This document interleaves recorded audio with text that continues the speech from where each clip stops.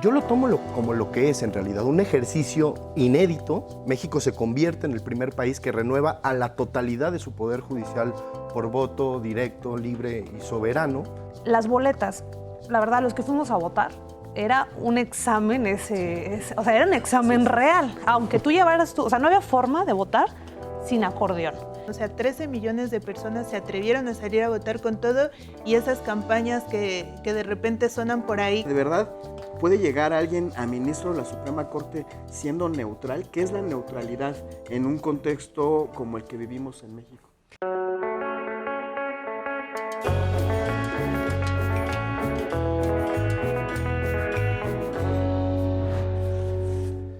Bienvenidas y bienvenidos a El Desfiladero, un programa donde conversamos de los temas más relevantes presentando distintas posturas de jóvenes.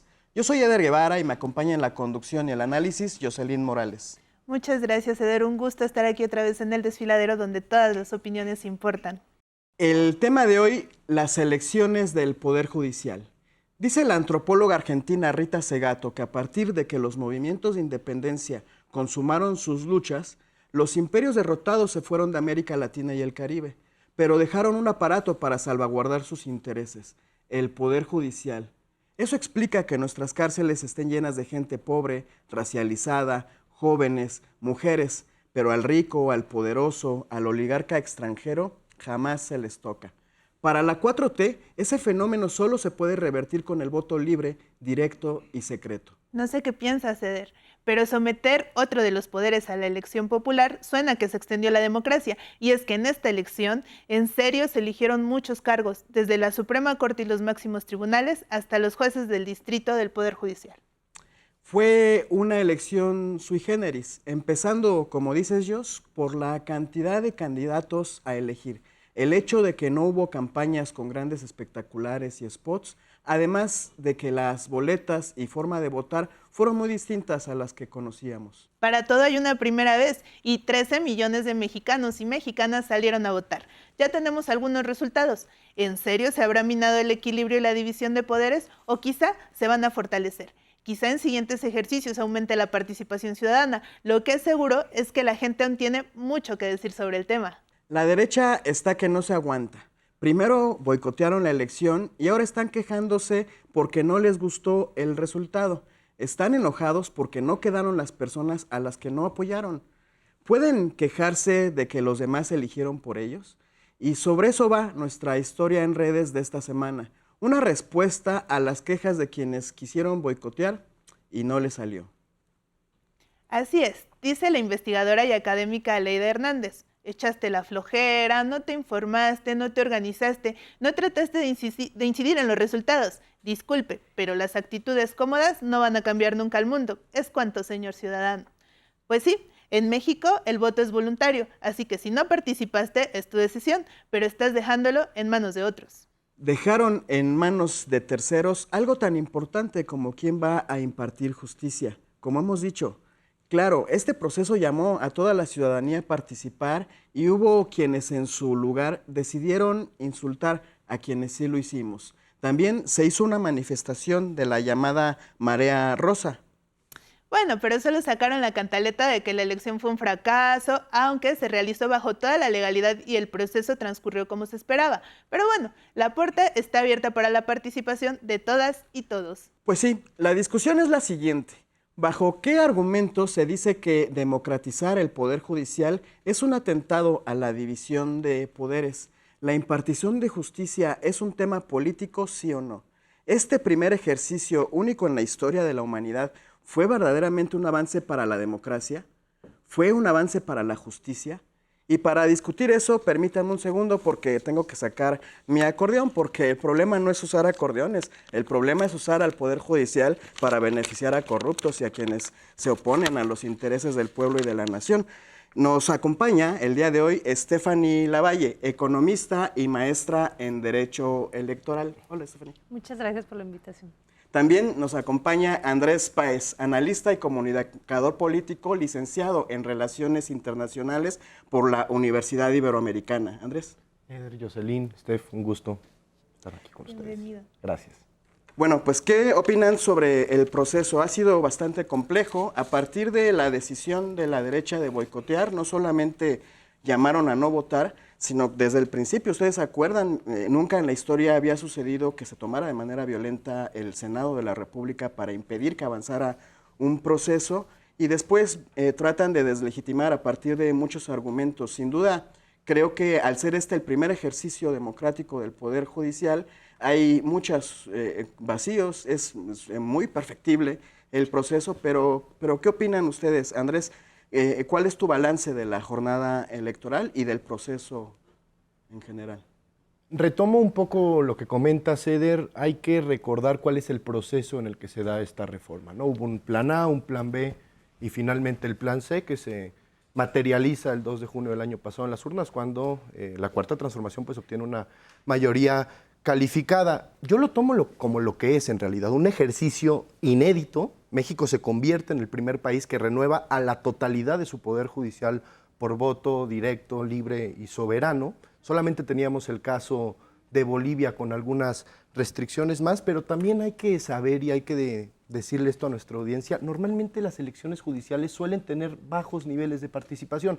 Si tomamos ejemplos un poco de política comparada en Estados Unidos, que es otro de los países que en algunos estados elige por voto popular espacios del Poder Judicial, no suelen pasar más allá del 20%.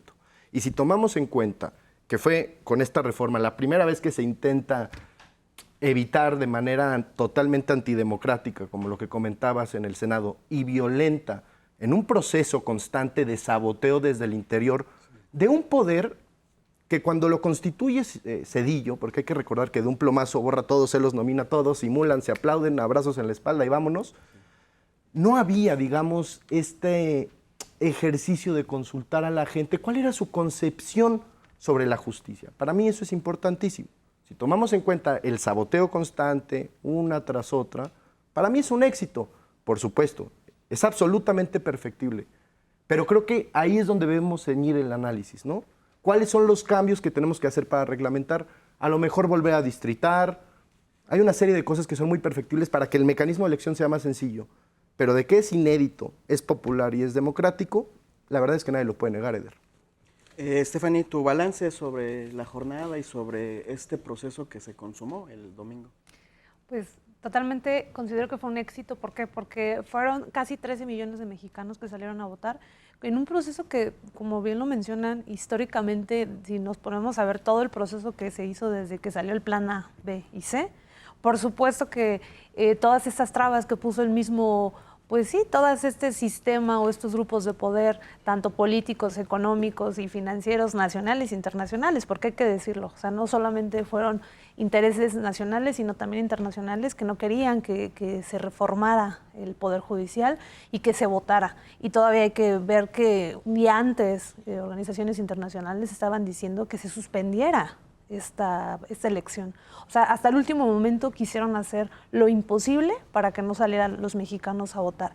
Eso es por un lado. Y por el otro lado también tenemos pues un proceso que fue en menos de 6 meses el INE tuvo que determinar cómo iban a ser las boletas, o sea, todo un proceso que normalmente en una elección intermedia y en una elección presidencial se lleva muchísimo más tiempo. O sea, hay que decir que también hasta eso el INE hizo un buen trabajo a como pudo, pero sacó ese trabajo. Las boletas, la verdad, los que fuimos a votar, era un examen o sea, era un examen real. Aunque tú llevaras o sea, no había forma de votar sin acordeón. Digital, en hoja, escrito, impreso, con colores, como quisieras. O sea, era imposible votar si no llevabas un acordeón. Y me sorprende mucho que todavía a estas alturas la oposición tenga la cara, la derecha tenga la cara de decir que había acordeones y que la gente llegaba con acordeones y que por ahí hay fotos de la presidenta, del expresidente, de gobernadores, senadores con acordeones, pues que me digan cómo se podía votar hasta sin la acordeones. Presidenta del INE llevó su acordeón. Era imposible. Eso es por un lado. Con 9 boletas, en algunos estados dicen que había incluso más boletas, es muy difícil. Si en un proceso de intermedias y presidencial, en muchas comunidades todavía hay muchas dudas de cómo votar, no me quiero imaginar con 9 boletas, con cientos de candidatos. O sea, fue un reto. Eso fue un reto. 13 millones de mexicanos que hayan aprobado este reto. O sea, habla muchísimo de la intención de la gente de salir a votar. Eso es también una. Y dos, la información disponible. O sea, tuvieron limitantes todos los candidatos, por obvias razones, en este proceso de 6 meses, sin un recurso. Si los presidenciales o en las intermedias hay recurso y todo y no se dan a conocer a veces como debe de ser. Entonces, fueron muchísimos factores que intermediaron, que obviamente da como resultado estos 13 millones, pero para mí esto es un éxito, claro. Un éxito rotundo en algo que nunca había pasado en México y en el mundo.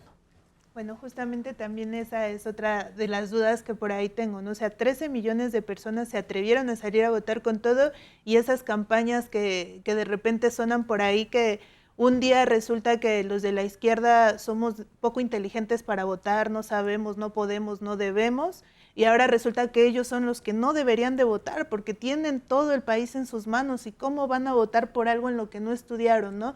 O sea, esas campañas en las que realmente ellos determinan, jerarquizan quién puede y quién no puede votar dependiendo, pues básicamente si eres pobre o no y a qué estrato social es al que perteneces, es como entonces tú se determina si puedes o no puedes votar. A pesar de estas campañas que 13 millones se hayan atrevido a salir a votar, para mí es muy importante también. ¿Por qué? Porque la derecha es muy violenta en sus discursos hacia la población, ¿no? El hecho, yo siento que es tan violenta que te hace dudar de la decisión que estás tomando, ¿no? O sea, sí podré salir a votar, sí la verdad seré lo suficientemente inteligente, listo, ¿qué criterio utilizaré? Porque yo vi mucho esto en redes, ¿no? La mayoría de la gente te decía, ¿cómo vas a salir a votar si no hay la suficiente información? O sea, como si ningún criterio fuera valioso. Yo cuando fui a votar escuché que gente estaba diciendo que su criterio era que no fueran de determinado poder que no los haya elegido, ¿no? Entonces yo no voy a poner ahí porque los puso tal poder, entonces no voy a votar por eso. Creo que cualquier criterio en este momento fue importante, porque quiere decir que la gente por lo menos sabía por quién no. Entonces creo que también eso es muy importante a pesar de todas estas campañas de odio que hay hacia nosotros. Y digo nosotros porque por lo menos yo que he hecho trabajo territorial sé lo violentos que pueden ser, sé que te pueden hasta perseguir gritándote muerta de hambre por varias calles. Entonces realmente creo que el que la gente se haya atrevido a votar y la otra gente que también no lo hizo a lo mejor por desilusión, por lo que sea, fue un megatriunfo los 13 millones y sí, hay mucho que corregir, pero creo que como tú comentabas, ¿no? Es muy importante también decir que pues era súper importante el uso de acordeones, a pesar de que, bueno, pues sí, porque no era fácil. Ya llegando allá, o sea, uno ya tenía aquí sus candidatos y llegabas allá y decías, ahora también hay colores. Entonces, eso era algo que no esperaba. Entonces, pues bueno, tomando en cuenta, exacto. Tomando en cuenta esto, ¿ustedes piensan que hubo alguna irregularidad? No, yo considero que algo que sí hay que tomar muy en cuenta es que el INE sí podría ser un modelo de volver a reformular el distritar en toda la República, sí, un nuevo formato para el tema de las hojas. Yo siento que 9 hojas es un exceso, no sé cómo se pudiera hacer, pero por otro lado, digo, fue una campaña muy tranquila, a pesar que días antes, semanas antes, los medios de comunicación masiva, las redes sociales estaban aventando fake news a todo lo que da, como si fuera una campaña presidencial.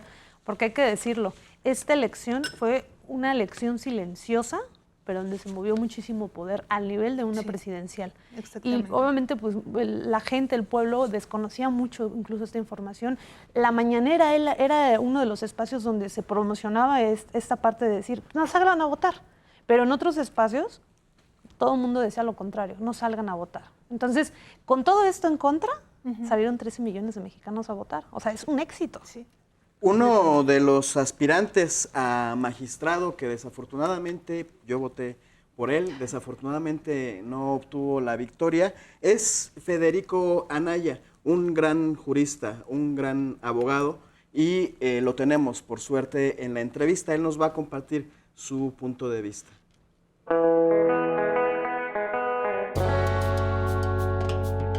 Yo creo que la Corte va a ser mucho más sensible a demandas que provengan de colectivos organizados a nivel de base territorial y va a ser mucho más sensible para detener, por ejemplo, a empresas privadas con concesiones, a gobiernos estatales que son muy facilones para permitir que haya inversiones que destruyen medio ambiente.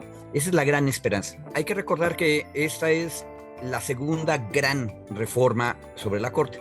La primera es de 94 y hoy en día nos parece completamente primitiva, ¿no? Pero en aquel tiempo fue un paso adelante en la dirección correcta. Se convirtió en Tribunal Constitucional, que no era. Antes era solo la última parte de un largo proceso jurisdiccional que la sociedad realmente no entendía muy bien para qué servía. El problema, y que fue lo que provocó esta reforma última de 2024, es que cada vez menos la Suprema Corte, Tribunal Constitucional, servía a los intereses más generales de la sociedad. Y entonces, por ejemplo, en el año 2002 decidió que los derechos de los pueblos indígenas no eran tan importantes. Y entonces, aunque se hubiera hecho una reforma constitucional mucho menos fuerte que lo que ya México había reconocido en tratados internacionales, decidió que no iba a discutir y abandonó la demanda de algo así como 200 o 300 municipios indígenas. La Corte desarrolló, por ejemplo, tribunales especializados en materia de competencia económica, pero nunca en materia de territorios indígenas, para volverse locos, ¿no? Entonces, aunque era un paso adelante en 1994, para 2024, 30 años después, ya no estaban a la altura. Entonces había una presión popular por que entrara gente nueva, que no fueran los mismos y las mismas abogadas de siempre. Y eso se logró el domingo pasado. El contenido democrático impacta. Personas que nunca hubieran podido estar en el ranqueo previo de los 129 que designaban, ahora estuvieron y fueron electos, y aparte con mucho entusiasmo de la gente. Si te fijas, el gran debate ahorita de los últimos 4 días es qué acordeones imperaron, los que venían de abajo o los que venían de arriba. La verdadera guerra de los acordeones todavía estamos viendo cómo quedaron, y ves un voto disperso y muy rico, donde estado por estado van cambiando preferencias. La democracia nunca es mala, puede ser un poco compleja, caótica incluso si quieres, pero nunca es mala. Aquí yo sí veo un mandato popular, y aparte, fíjate, el debate ahora es quién preside la Corte, si Hugo, el abogado mixteco, o Lenia Batres. Eso, si lo comparas con el debate de será el ministro Saldívar y después la ministra Piña o la ministra Esquivel, estamos en otro juego completamente distinto, mucho más a izquierda social que a formalismo jurídico que normalmente aparece moderado pero es más bien conservador. ¿Cómo mejorarlo? Dejar más libre a la ciudadanía para organizar e invitar colectivamente a las gentes, porque si no, no van a haber oportunidad de conocerlos a todos. Y eso aparte empodera a los de abajo, claro, para hacer eso más fácilmente. Gobernaturas, burocracia federal tienen ya un camino muy andado en eso, y entonces tienen una ventaja si quieren hacer acordeones. Lo que tenemos que hacer es empoderar a la sociedad desde abajo para que pueda hacerlo también como los otros. Ojo, de todas maneras quedaron empatados, y eso te dice muchísimo acerca de la organización popular. Es una cosa muy, muy bella. Hay por ahí un dicho que dice algo así como que lo que pasa en Las Vegas se queda en Las Vegas, pero una versión de ese dicho es lo que pasa en Internet se queda para siempre en Internet. A los jóvenes y a todo el mundo, vayan a revisar los resultados, distrito por distrito, estado por estado y a nivel nacional, de esta elección para cada uno de los tipos de juzgador, y evalúen, vean primero por supuesto su distrito y evalúen cómo funcionaron las cosas, vean cuántos acordeones anduvieron en el barrio y cuáles ganaron y cuáles no, porque eso va a permitirle a toda la gente ver cómo está organizada la sociedad y la correlación de fuerzas entre grupos políticamente organizados. Y eso es un material importantísimo para que la gente de abajo se organice mejor. Esto, dicen los politólogos, suele ocurrir en momentos de transformación revolucionaria. A alguien se le ocurre una cosa inesperada, que fue esta elección, ocurre y luego empiezan a surgir nuevas ideas a partir de eso. Hay que aprovecharla y seguir adelante. 27 es la siguiente cita. Pues muchas gracias por la entrevista, Federico Anaya, y toda la razón tiene. O sea, la derecha no se organiza para nada, se organizan mejor las tandas en mi barrio que la derecha, la verdad. Pero bueno, sobre algo también muy importante que él dijo, ¿no? Personas que no deberían de estar ahí, y justo porque uno sabe que es difícil, por lo menos uno como ciudadano de a pie, que no anda viendo cómo evadir impuestos, porque no tiene pues esa capacidad económica, ¿verdad? Sabe lo difícil que es llegar a la puerta de un ministerio público, porque generalmente, o antes, había una persona que se dedicaba a bajar las estadísticas. Entonces, hacía lo que podía para no dejarte pasar y que no denunciaras. Entonces te decían, no, porque mira, mejor ven luego, o dame tu teléfono y yo te marco para que vengas a hacer tu denuncia. El chiste era bloquearte. Entonces uno, pues sí te dice, no, pues es que empiezas a pensar en jueces, magistrados, y dices, pues yo esos vatos ni los conozco, cuando no puedo ni entrar al Ministerio Público, ¿no? O sea, no puedo hacer ni una denuncia, que voy a conocer a los jueces y a los magistrados. Entonces, en este sentido sí me gustaría decir, no, o sea, es muy importante, o tú cómo ves de importante que Hugo Aguilar esté ahorita, que pueda que sea él el nuevo presidente de la Suprema Corte. Es justicia divina, porque lo que la derecha aduce o dice es que el voto popular no sirve de nada, y resulta y resalta que por lo menos bajo el esquema anterior de corte que teníamos, los abogados de derechos humanos estaban mucho más cerca de una orden de aprehensión en este país que del máximo espacio en la procuración de justicia, digamos, de ayudar a pacificar y a normalizar a este país, porque lo que está haciendo la Cuarta Transformación es sí hacernos una república que funcione. Se dice mucho desde la derecha también que la reforma atenta contra la división de poderes, y la verdad es que no hay nada más falso. Lo que hace, y hay que decirlo aquí, repetirlo hasta el cansancio, es cambiar los mecanismos de elección, pero lo que da función republicana y de división de poderes es el hecho de que las resoluciones de la Suprema Corte de Justicia de la Nación sean inapelables. Esto quiere decir que lo que diga la Corte es constitución y es la interpretación de la ley. Esa es la función de control constitucional que, por cierto, con la reforma no se toca. Y hay que ver los orígenes de la reforma. Se dice mucho también que es una ocurrencia del presidente López Obrador. Falso, falso, falso.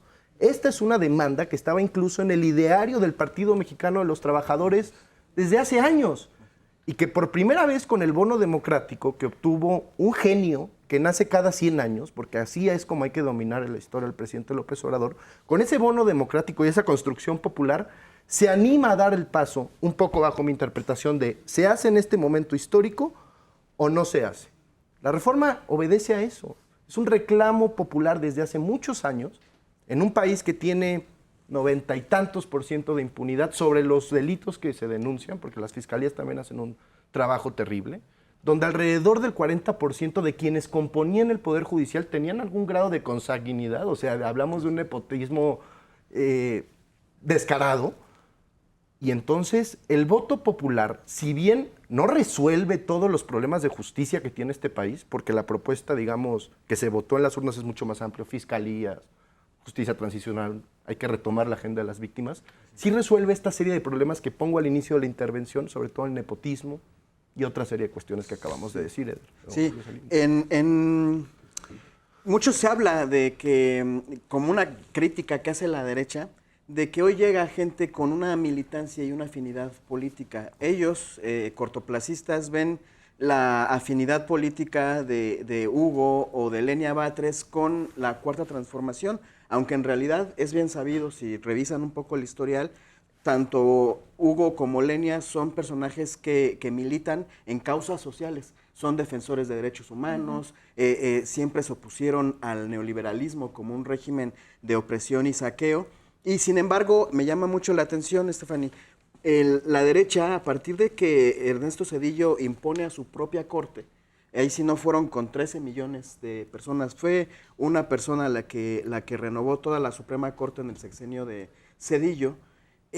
Tal vez no están afiliados a ningún partido, pero militan en el neoliberalismo. Ellos son los que permitieron 30 años de saqueo, 30 años de una fagotización de la Constitución política de los Estados Unidos mexicanos para lograr la justificación de que se vendiera nuestro país pedacito a pedacito e incluso permitieron el nivel de degradación que vivimos en el sexenio de Calderón y de Peña con el genocidio que se cometió en nuestro país. ¿Tú qué opinas sobre esta disyuntiva? ¿De verdad puede llegar alguien a ministro de la Suprema Corte siendo neutral? ¿Qué es la neutralidad en un contexto como el que vivimos en México?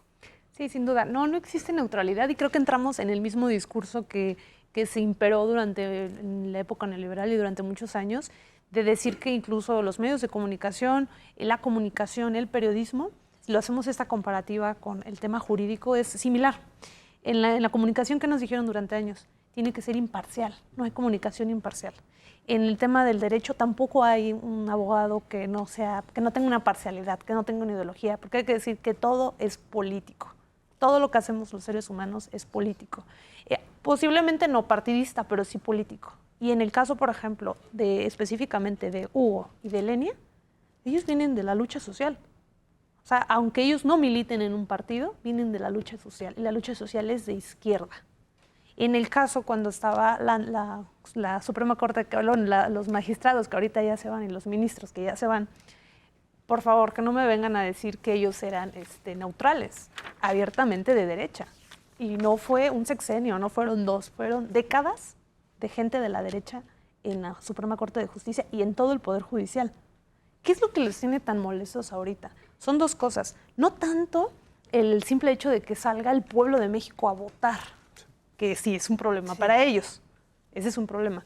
Pero yo creo que el coraje que más les da, y lo hemos visto en esos últimos días y horas, que los tiene totalmente desquiciados, es que lleguen personajes como Lenia y como Hugo a presidir la Suprema Corte de Justicia, porque no solo fue el pueblo el que salió a votar, que los tiene tan molestos, sino es parte el pueblo ya de esa Suprema Corte. El que llegue una persona de origen indígena, desde Benito Juárez, o sea, ¿cuántos años han pasado? ¿Qué tan elitista y qué tan sectorial está el Poder Judicial? O sea, ¿cuánto tiempo ha pasado para que desde Benito Juárez hasta la fecha no haya llegado un indígena? Eso dice mucho. O sea, dice mucho históricamente en cómo están las cosas en el país socialmente y que las diferencias entre el pueblo y las élites son enormes. Y que esas élites son las que justo estaban en la Suprema Corte de Justicia. Eso es lo que los trae rabiosos y por eso los vamos a ver en los próximos 9 años muy molestos. Decía Porfirio Díaz, y en el porfiriato se enarboló mucho una frase que era: el indio bueno es el indio muerto. Y aquí pareciera que el indio bueno es el de derecha, ¿no? Porque hace un año estaban muy felices la derecha de que supuestamente una mujer, Xóchitl Gálvez, de origen indígena, podría ser una gran presidenta solo por su origen, pero resulta que Hugo, por ser indígena, no es digno de su confianza. ¿Qué opinas de este doble rasero, Andrés? Que la doctrina de los conservadores sí es la hipocresía, y eso es más allá que una frase que puede sonar bien en redes. Yo creo que rompe con una lógica racista, clasista, sobre cómo se había configurado la élite política y la forma de entender la política en este país. Y perdón que le interrumpa, pero además va a ser un poder judicial paritario por primera vez en la historia. Exactamente. O sea, también se combate el machismo. Derivado del voto popular. Pero estos avances no habrían sido posibles si el pueblo no va y se manifiesta en las urnas. Yo creo que la llegada del ministro presidente Hugo a la Suprema Corte lo que abre es un punto de bisagra para que haya una transformación más profunda al interior también del Poder Judicial. Porque parte de lo que hay que hacer con estos nuevos perfiles que tienen un corte, sí, mucho más político, pero también cambian, por ejemplo, las universidades de procedencia, de escuelas mayoritariamente privadas a mayoritariamente públicas, y la educación es radicalmente distinta alrededor de la preservación de lo público. Ese perfil será mucho más sencillo que la burocracia pueda caminar en este elefante reumático y que se empiece a transformar poco a poco. Por supuesto, no es un proceso de un día para otro, se va a requerir de muchísima voluntad política, pero desde mi percepción es mucho más fácil que esa voluntad política se encarne con un mandato directo en las urnas que en arreglos mayoritariamente partidistas o institucionales, como se decían. Y creo que otra lección de la reforma judicial o del proceso electoral directamente en contra del mote neoliberal y de la identidad liberal es que la política es exclusivamente un asunto de individualidades y de casi una secrecía absoluta y de una libertad, pero exclusivamente unipersonal. Como decía Federico Anaya, de quien, por cierto, yo también me siento muy orgulloso de haber votado por su actitud democrática y republicana, lo que se dio es un intercambio de acordeones de arriba hacia abajo y de abajo hacia arriba y de izquierda a derecha alrededor de lo que concebimos como justicia. Y eso es un acto mucho más colectivista que individual. Y si no me equivoco, normalmente el colectivo tiene más voluntad democrática o mayor peso que una sola voluntad. Por eso nos ponemos de acuerdo en democracia. Lo que a la derecha, la verdad, le gustaría es yo mando y aquí se ejecuta. Como siempre. Como siempre. Pero no. No siempre. Muy bien, vamos ahora a ver qué opinan allá afuera. Vamos al Vox Populi.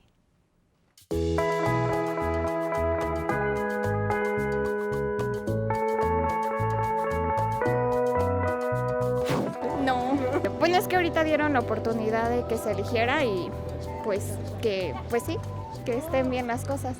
Sí, es lo mismo, votemos o no, va a seguir lo mismo así. México es México, al final, tristemente. No, sí, pues es que siempre va a ser lo mismo de siempre, así que ¿para qué votamos? No soy votante, sinceramente no, porque no sé, pero pues es porque no me informé por irresponsable, la verdad. Sí, así es. En parte la sorpresa es de que llegaron ministros que tienen una visión interpretativa del derecho más amplia. Lamentablemente hay indicios de que el oficialismo operó para de alguna otra manera acomodar sus listas. Insisto, hay indicios. Entonces, por una por otra, ¿no? O sea, no es, o sea, es una lección histórica, porque en América Latina no hay ningún otro país, y no creo que en el mundo, de que nosotros tengamos una elección del Poder Judicial, pero la lección es cómo controla la intervención de un partido oficialista y de otros partidos políticos que seguramente intervinieron. No, creo que va a estar un poco peor de lo que está el pasado por el hecho de que cualquiera puede estar, tanto buenos como malos. Entonces sí espero que se hayan postulado y que la gente que votó se haya informado, que pues básicamente fueron puros de Morena, pero igual que haya sido bueno y pues al final de cuentas que cada cosa que se haga en México pues sea para bien. Por ejemplo, igual siento que mucha gente no votó porque había mucha desinformación sobre el tema, o sea, nadie sabía, o sea, yo en lo personal no voté por eso porque no sabía como por quién votar o así, entonces yo creo que también. Sí, la verdad espero que se haga mejor por todo lo que ha pasado y más que nada como en las noticias que he estado saliendo de que ha habido muchos asesinatos o muchos secuestros y muchos temas estudiantiles, entonces espero que salga mejor. Sí, sí voté. Un cambio, tiene que haber un cambio. Si votamos es porque queremos un cambio. Antes como antes y ahora como ahora, decía el presidente López Obrador. Stephanie, además de renovar la Suprema Corte y los órganos que ya existían, este voto popular creó a la Comisión Disciplinaria. ¿Cuáles son los retos que tiene el nuevo Poder Judicial con toda la legitimidad? Una semana antes de que fueran las elecciones salieron encuestas que decían que alrededor del 70-73% de las personas confiaban más en la nueva Corte que en la antigua. Con esa legitimidad que hoy tiene el Poder Judicial democratizado, ¿cuáles son los retos que tiene el Poder Judicial? Sobre todo, y tú no me dejarás mentir como abogada, tenemos un problema con el gremio, desde cómo los han formado en las aulas. A veces, casi siempre, los forman para ampliar los márgenes de la ley, para burlar la ley y no para preservar la justicia. Entonces, frente a toda la configuración del nuevo Poder Judicial, con la creación de esta comisión disciplinaria, ¿cuáles son los retos que tiene enfrente el nuevo Poder Judicial? Mira, es bien interesante la parte del tribunal disciplinario a nivel federal y a niveles locales, porque hay que decir que también va a haber a niveles locales.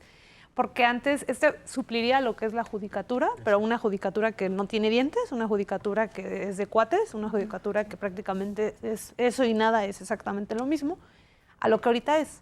Que ahorita es un tribunal, un colegiado, en donde va a tener poder de investigación dentro del Poder Judicial. ¿Para qué? Para que cuando un juez haya una denuncia contra un juez sobre que ha habido muchísimo, ¿cuántos casos tenemos de cada sábado, cada domingo, que sacan a los que pueden pagar un amparo, a los que pueden pagar que lo saquen mágicamente, como lo vemos ahorita con la barca. Eso se da mucho. Esos son de casos famosos, pero de los casos no famosos. Entonces, ¿qué necesitamos? Tener el ojo sobre los jueces, porque prácticamente ellos son los que tienen el contacto más directo, jueces y magistrados, que tienen el contacto más directo con la gente. Y estos tribunales de disciplina son justos, la palabra lo dice, disciplina. Tiene que haber una disciplina dentro del Poder Judicial. Nunca hubo un solo juez detenido en 30 años. Es increíble. No, yo creo que no solo en 30 años, en muchísimos años más. Yo nunca he sabido de un caso de un juez detenido que se vea a la cárcel por algún tema en específico. Hemos perdido en los mexicanos millones de pesos, tan solo de políticos corruptos, que les han abierto las cuentas, como en el caso de la familia de Genaro García Luna y otros casos más. Y no solo eso, sino los dejan en libertad. Y eso es gracias al Poder Judicial corrupto, hay que decirlo.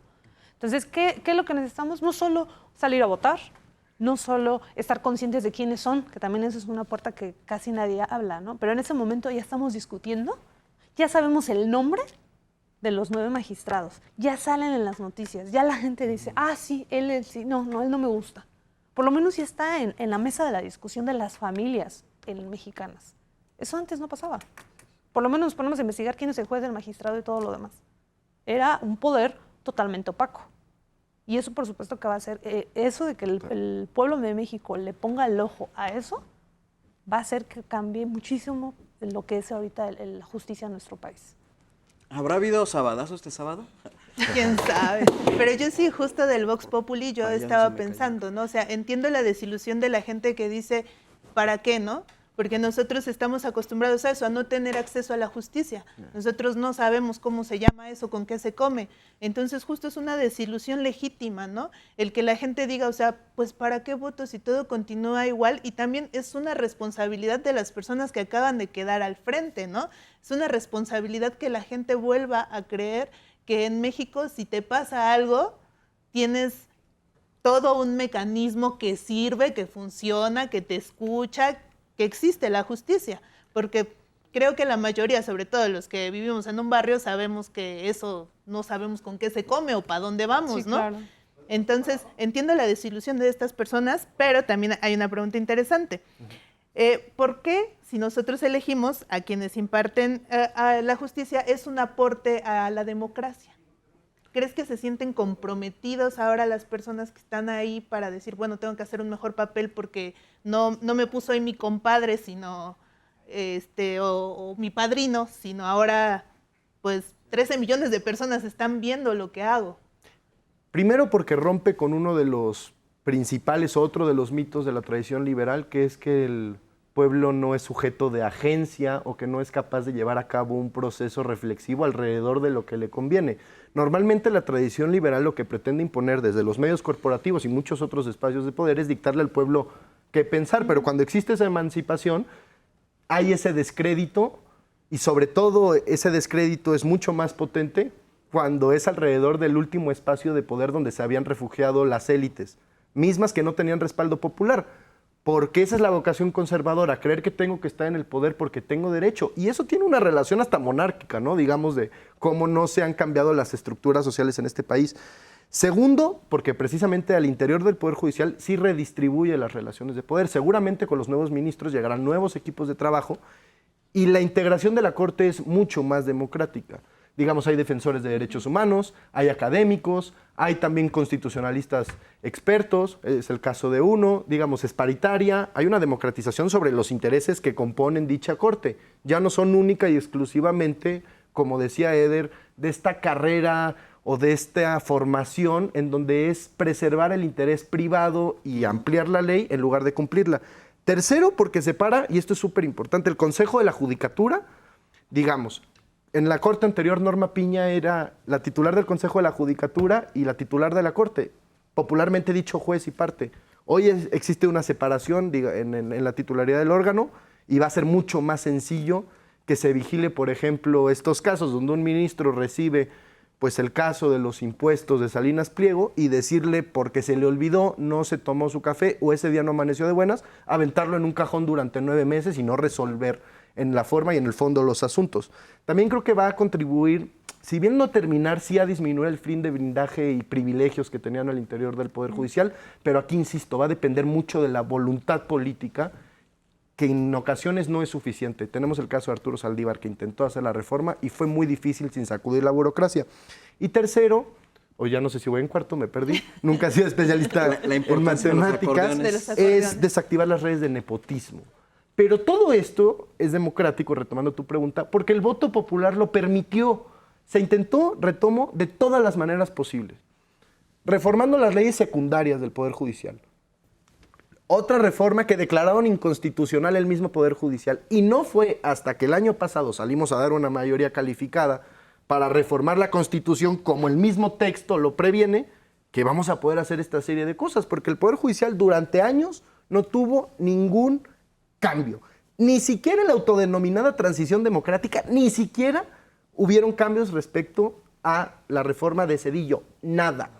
Ya era hora de que le llegara la hora al Poder Judicial. Al Poder Judicial. Sí, hay dos mecanismos de observancia a partir de ahora, entonces, Estefanía.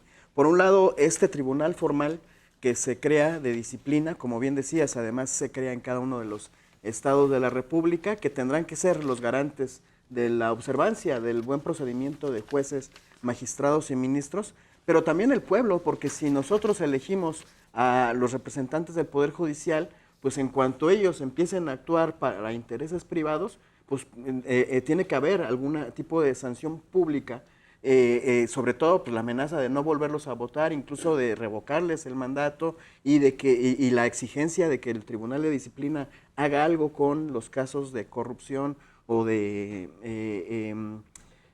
decisiones controversiales. ¿Qué opinas de esa doble observancia, de ese doble amarre que ahora tienen nuestros juzgadores? Sí, sin duda. Yo creo que eso es lo que trae muy molestos a los opositores, a la derecha.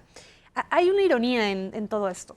Las personas que se dicen garantes de la Constitución, que en este caso es el Poder Judicial, específicamente los 9 ministros de la Suprema Corte de Justicia, son los primeros en violar, refiriéndome a esta corte actual, la que no está votada, la viejita, la que ya se va, son los primeros en violentar la Constitución. Y hay que recordar que el artículo 39 de la Constitución dice que el poder emane del pueblo. Sí.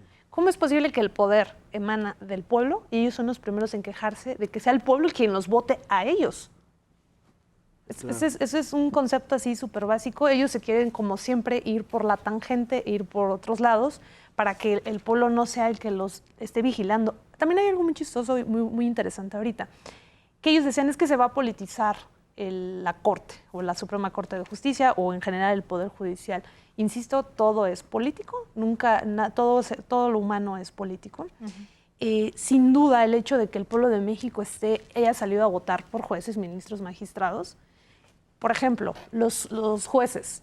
Hay jueces en la Ciudad de México, por dar un ejemplo, que comparten 2 alcaldías o 3 alcaldías. Es muchísimo más fácil ubicar al juez penal de tal lugar, que uno no, porque ya lo votaste, por ese simple hecho. Y otra, como ya lo votaste, ya hiciste ese esfuerzo de salir a votar un domingo por la mañana, es eso mismo que tú vas a exigir que algo está mal. Claro. Es ese mismo sentir del mexicano, de decir, también es parte de mi responsabilidad. Claro. Que antes no pasaba, porque tú no sabías ni cómo llegaban ahí, y peor aún, aunque tú te quejaras, tú sabías que ellos no se iban a ir de ese lugar. Y eso que los hace, esa parte es bien interesante porque hace que el pueblo sea el vigilante constante y eterno de ese Poder Judicial. Claro. Aunque no lo hayan votado, ¿no? Cualquier ciudadano tiene derecho a observar y a exigirle a los que quedaron electos. Andrés, una conclusión. Es una elección inédita porque abrió la puerta a que en este país haya un ministro presidente de la Suprema Corte de Justicia de origen indígena. Es inédito, es algo que no se hubiera materializado sin el voto popular.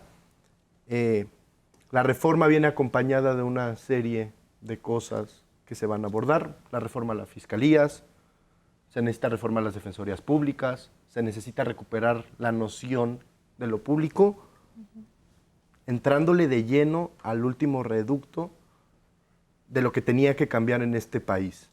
Porque si pretendían decirnos que en México existía justicia, es porque nunca entendieron nada en cómo se había configurado el entorno sociopolítico de México. Es un triunfo del pueblo que encausa la cuarta transformación, pero el triunfo es de la gente, del pueblo. Claro. Una conclusión. Una conclusión. Pues bueno, yo les diría que finalmente, por lo menos en mi caso, ¿no? Uno que vive en el barrio, no porque a veces uno no conozca la justicia o no se haya acercado tanto uno a la justicia, no deja uno de tener el anhelo por la justicia y porque el pueblo y el barrio de alguna manera sean dignificados, ¿no? Y también la justicia dignifica.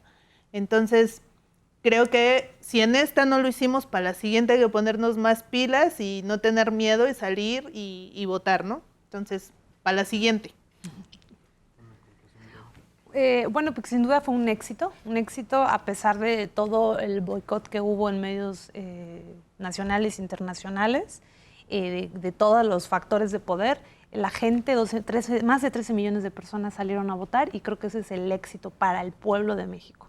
Sin duda, vivimos momentos excepcionales en la historia nacional. Les decía en la introducción, lo que vivimos este domingo es inédito en la historia de la humanidad. Hay que disfrutarlo, hay que observarlo, hay que cuestionarlo para perfeccionarlo, pero sin duda lo tenemos que disfrutar. Andrés, Stephanie, muchas gracias por acompañarnos el día de hoy, querida Jos. Nos vemos como cada jueves en las redes de Canal 11 a partir de las 8 de la noche. Les agradecemos por sus comentarios, por sus reacciones, por compartir. Estamos a sus órdenes. Muy buenas noches.